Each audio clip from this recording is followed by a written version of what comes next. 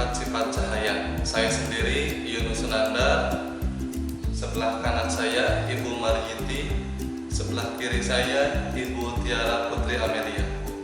Oke, langsung saja kita mencoba praktikum sifat-sifat cahaya. Melakukan praktikum yaitu membuktikan sifat cahaya dapat diuraikan.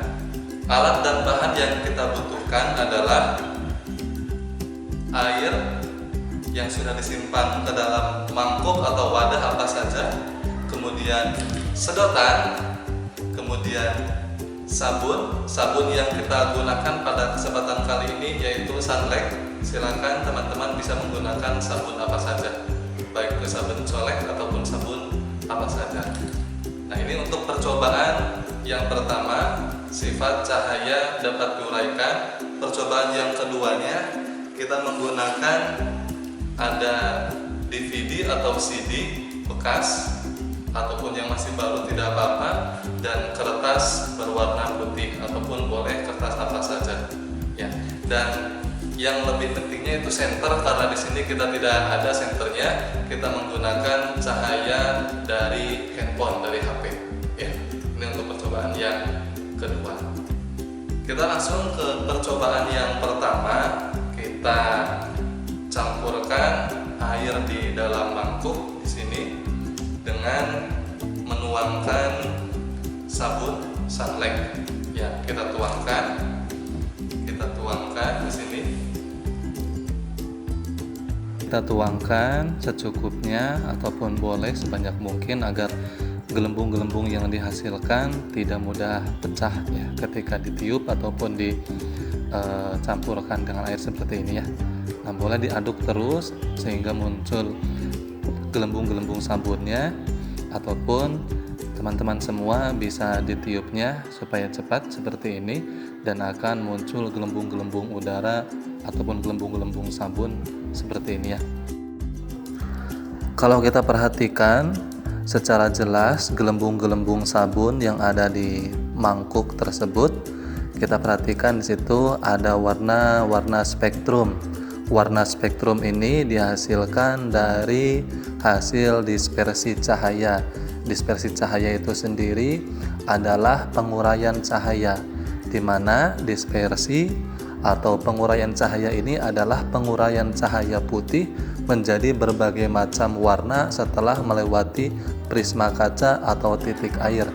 Secara lebih jelasnya, ini adalah cahaya polikromatik, di mana cahaya polikromatik adalah cahaya dengan beberapa gelombang yang berbeda frekuensi dan panjang gelombangnya. Karena setiap frekuensi cahaya berbeda menghasilkan warna berbeda pula. Seperti cahaya ini di dalamnya memiliki beberapa warna. Cahaya polikromatik akan mengalami penguraian atau yang disebut juga dengan dispersi, yaitu pemisahan cahaya-cahaya berwarna menjadi penyusunnya. Nah, ketika kita contoh di sini gelembung-gelembung sabun ya yang disinari oleh cahaya matahari ataupun disinari oleh senter, ketika sinar matahari melewati uap air yang bertindak sebagai prisma, sinar matahari akan menyebarkan menjadi warna komponennya dan membentuk pelangi. Ya, di sini kita lihat ada berupa cahaya monokromatis yaitu Mejiku Hibiniu. Ada merah, ada jingga, ada kuning, ada hijau, ada biru, ada nila dan ungu. Nah, saat sinar putih melewati pada prisma ataupun titik air, maka akan terurai menjadi komponen-komponen warnanya yaitu merah, jingga, kuning, hijau, biru, nila dan ungu. Selanjutnya kita akan melakukan percobaan yang kedua. Masih sifat cahaya dapat diuraikan dengan alat CD atau DVD dan kertas. Oke, kita simpan kertasnya dan diganjal ya, supaya tidak itu. Kemudian kita lihat ke sini. Nah, begitu juga ketika kita melihat cahaya pantulan dari DVD ataupun CD di kertas warna putih tersebut, kita lihat di situ ada warna spektrum yang dihasilkan dari dispersi cahaya itu sendiri, sama seperti tadi, ataupun cahaya polikromatik yang mengalami penguraian atau dispersi. Tadi kita sudah mengetahui bahwa dispersi cahaya itu atau penguraian cahaya itu adalah penguraian cahaya putih menjadi berbagai macam warna setelah melewati prisma titik air. Nah, di situ kita akan melihat berwarna-warna atau cahaya monokromatis Meiji Kuhibinyu. Meiji Kuhibinyu itu adalah sinar putih melewati pada prisma, ataupun di sini adalah CD itu sendiri ataupun DVD itu sendiri, kemudian akan terurai menjadi komponen-komponen warnanya, yaitu merah, jingga, kuning, hijau, biru, nila, dan ungu. Inilah yang disebut dengan proses penguraian cahaya atau dispersi cahaya. Saya akan mempresentasikan praktikum tentang sifat cahaya dapat merambat lurus. Alat-alat dan bahan yang akan kita gunakan, yang pertama yaitu ada kardus bekas 3 lembar, ada 1 buah spidol, ada double tip 1 buah, ada paku, ada lilin, ada korek api, ada palu, dan ada juga papan kayu. Yang pertama-tama kita akan memberi nama kardus bekas ini dengan huruf A, B, dan C menggunakan spidol ya.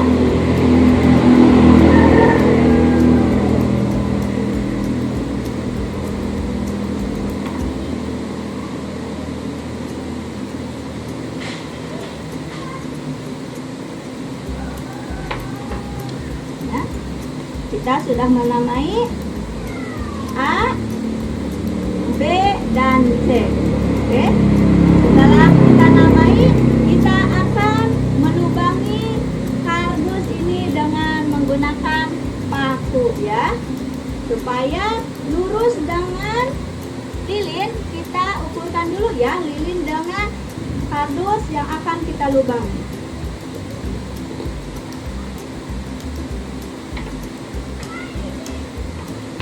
Jadi kita akan melubangi ini menggunakan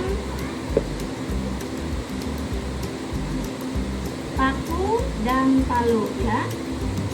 Sudah kita tandai tadi sesuai dengan ukuran lilin tadi.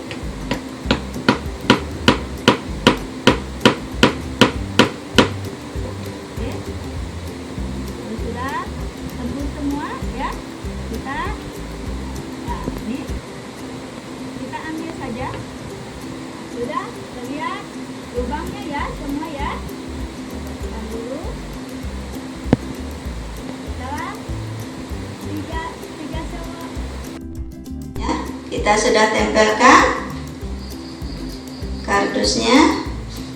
Kita nyalakan lilin menggunakan korek api.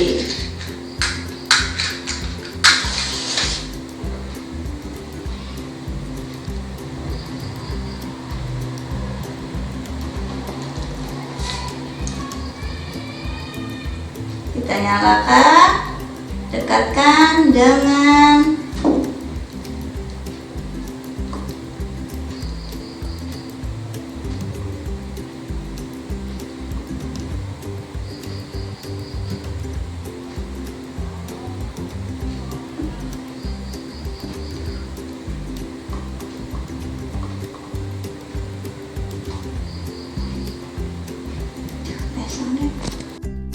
kita akan melihat, mengamati cahaya yang ada di depan dari bilik-bilik tadi ya, kertas yang kita kardus gunakan yang sudah dilubangi ya. Kita praktekkan dengan yang kardus A.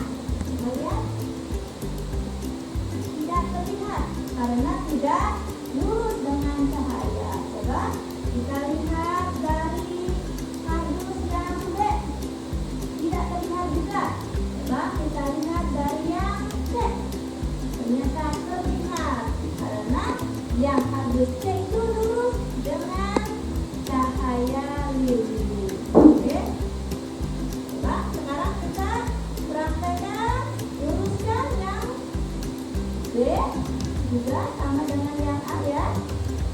Kemudian yang A juga sama luruskan dengan yang B. Kita lurus A dan B, C kita sejajarkan. Coba kita amati lagi cahaya lilin tersebut. Oke, ternyata terlihat karena ini sejajar. Jadi kesimpulannya kalau cahaya itu bisa merambat lurus. Nah, baiklah. Yang kedua, praktikum tentang cahaya dapat menembus benda bening. Alat dan bahannya ada senter, ada benda bening di sini, ada kaca, ada gelas, ada piring, ada plastik transparan, dan ada juga kaca ya. Sedangkan benda gelapnya di sini kita ada vas foto, ada buku, dan ada kertas hitam. Untuk membuktikannya bahwa cahaya dapat menembus benda bening, kita akan sorotkan senter ini ke benda bening dulu ya. Letakkan kita ini dulu. Ini.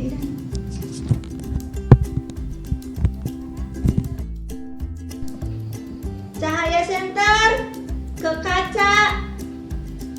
Lihat, terlihat tidak cahaya yang ada di meja yang sudah dilapisi kain putih? Terlihat ya. Berarti ini menunjukkan bahwa cahaya dapat menembus benda bening.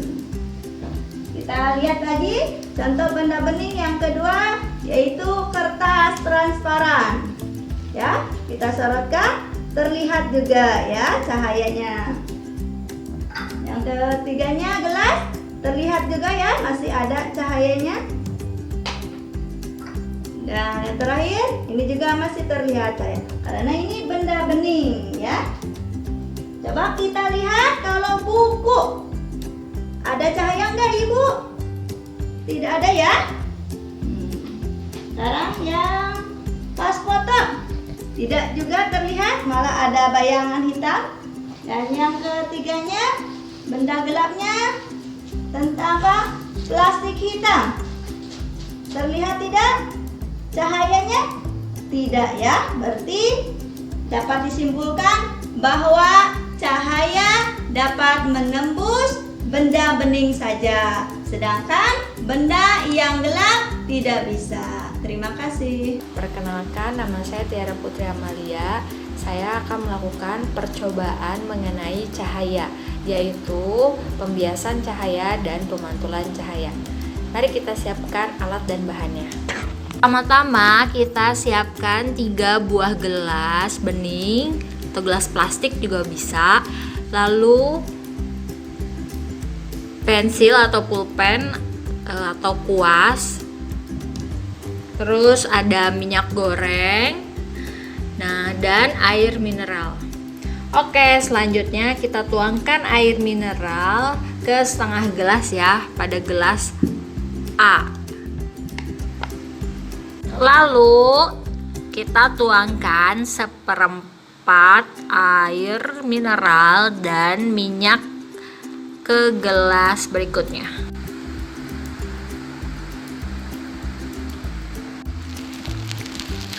Selanjutnya kita isi full dengan minyak ya, tapi setengah gelas lagi.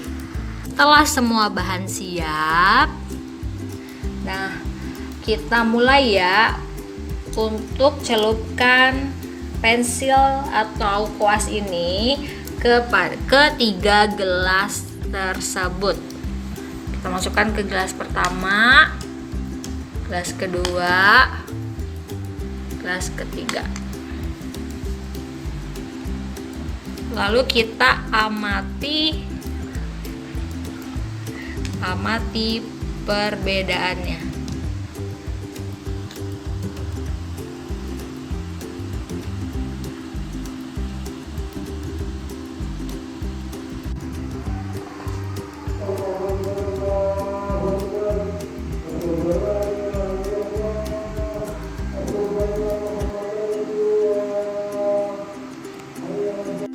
Mengapa kuas tersebut bisa terlihat patah? Karena adanya perbedaan daerah rapatan cahaya, yaitu dari udara menuju air. Nah, bisa dilihat di gambarnya ya. Ketika pensil atau kuas yang dicelupkan, sebagian akan terlihat patah karena jalannya cahaya melewati dua medium yang berbeda. Cahaya akan bergerak lurus di dalam air, namun akan dibiaskan setelah keluar dari air menuju mata. Mata kita menerima cahaya yang masuk ke otak, kemudian otak mengolahnya dan menginterpretasikan cahaya yang masuk selalu menempuh lintasan yang lurus. Jadi dari mata menuju kuas tadi itu selalu menempuh cahaya yang lurus. Nah, padahal bagian yang berada dalam air, cahaya telah dibiaskan. Dengan demikian muncul gambaran dalam otak kita bahwa bagian pensil yang ada di atas permukaan air dan bagian yang tercelup tidak berada dalam satu garis lurus. Jadi terlihat patah. Itu ya, itu tentang pembiasan cahaya. Untuk praktek selanjutnya tentang pemantulan cahaya. Nah, karena kita sekarang berada di rumah, kita gunakan alat-alat yang ada di rumah ya. Contohnya kaca cermin datar, kita gunakan kaca rias. Lalu cermin cekung dan cembung, kita bisa gunakan sendok. Nah, sekarang kita siapkan dulu alat dan bahannya ya. Ya, ini dia pemantulan cahaya dari cermin datar. Selanjutnya kita coba ya pakai senter, karena kalau pakai lilin kayaknya kurang jelas deh. Kita coba pakai senter ya.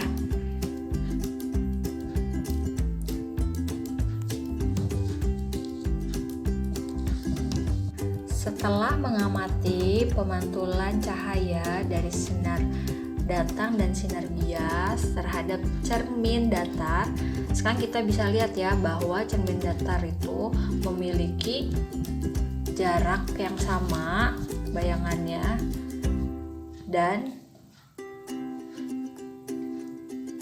besarnya pun sama, maya dan sama besar. Sedangkan pada cermin cembung, bayangan yang dibentuk itu tegak, maya, dan diperkecil, lebih kecil daripada ukuran aslinya. Untuk cermin cekung, bayangan yang dibentuk maya, tegak, namun bayangannya menjadi terbalik daripada yang aslinya. Terbalik. Ya, percobaan pemantulan cahaya dan pembiasan cahaya sudah selesai. Dari kedua percobaan tersebut dapat kita simpulkan bahwa pada pembiasan cahaya akan terlihat nampak patah pada kuas tersebut. Sedangkan kuas yang tidak berada di dalam air terlihat sama saja. Untuk pemantulan cahaya ada sudut bias dan sudut datang. Nah, untuk cermin datar, besar benda sama seperti jarak benda dari cermin ke benda tersebut. Lalu untuk cermin cembung, ukuran benda akan diperkecil. Dan untuk cermin cekung, ukurannya memang akan diperbesar, namun gambarnya, bayangannya itu akan menjadi terbalik. Ya, sekian percobaan yang telah saya lakukan, mudah-mudahan dapat bermanfaat. Wassalamualaikum warahmatullahi wabarakatuh.